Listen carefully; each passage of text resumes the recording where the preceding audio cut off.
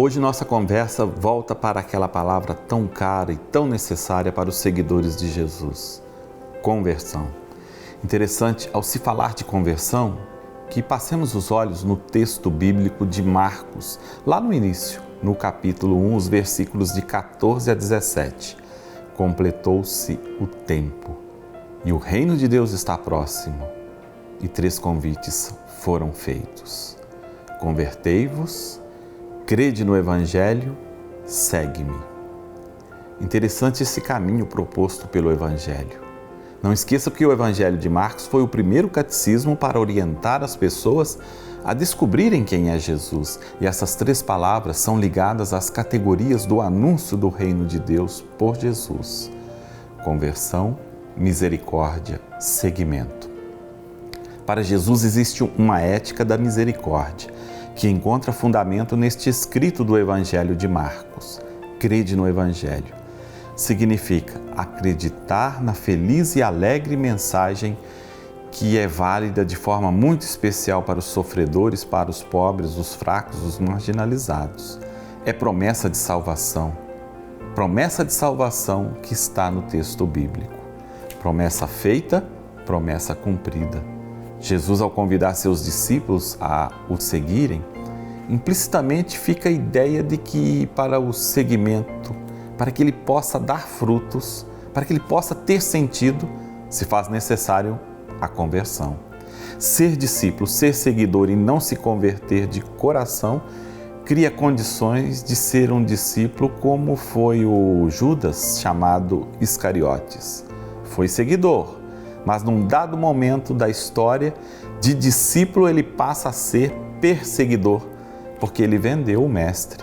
Sua traição mostra como uma pessoa que aceitou o chamado, seguiu, mas não se converteu, não ligou seu coração inteiramente ao projeto do mestre, pois por poucas moedas o vendeu, como que jogando fora todo o projeto, todo o ensinamento, toda a proximidade que teve com Jesus. A conversão que leva a práticas concretas de vidas proposta por Jesus não pode ser vista apenas sob o perfil formal, acentuando o empenho a fazer o bem, que é o agir moral. Mas dele decorrem os critérios de continuidade. É preciso perseverar no caminho de uma conduta que seja justa. É uma moral de atitudes. Para tanto, é preciso estar atento a cada dia para que o dom de Deus, o dom da graça, que nos leva a estarmos em constante vigilância, para sempre estarmos voltando ao caminho do belo amor.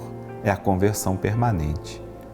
É um processo de todo dia. É um retorno ao caminho da lei primeira, dada lá no Antigo Testamento, mas restaurada e compreendida de forma muito atual pela pessoa de Jesus, quando ele resgata a lei do amor, a lei que importa e que baliza todas as outras leis. No texto bíblico de Lucas, lá no capítulo 15, você vai encontrar uma parábola. Todo mundo já conhece, você conhece, a do filho pródigo, do filho perdido.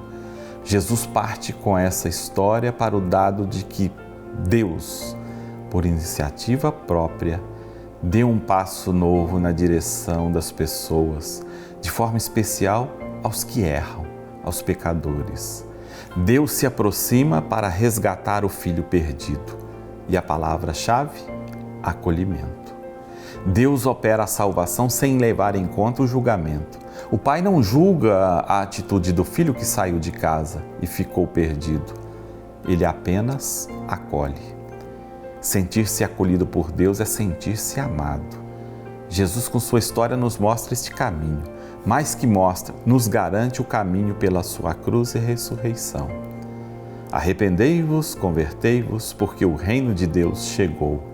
Conversão significa buscar, antes de tudo, o reino de Deus. Entrar no reino de Deus com simplicidade, com humildade, como que uma criança que vai acolhendo os dons dos próprios pais, como nós vemos nos textos de Mateus, lá no capítulo 18, e também no de Marcos, no capítulo 19. O chamado à conversão exige uma decisão humana. exige a sua decisão. Pense nisso. Tchau.